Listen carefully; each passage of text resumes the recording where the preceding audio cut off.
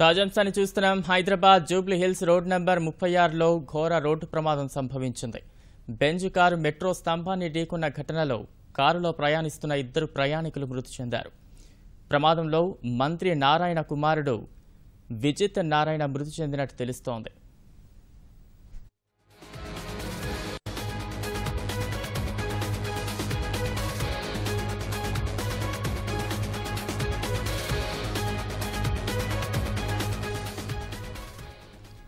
Hyderabad Jubilee Hills road number 36లో ఘోర road ప్రమాదం సంభవించింది.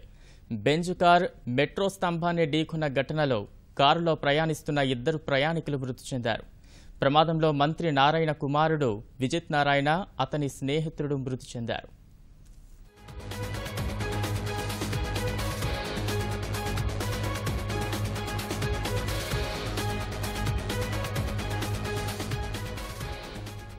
హైదరాబాద్లో ఘోర రోడ్డు ప్రమాదం జరిగింది.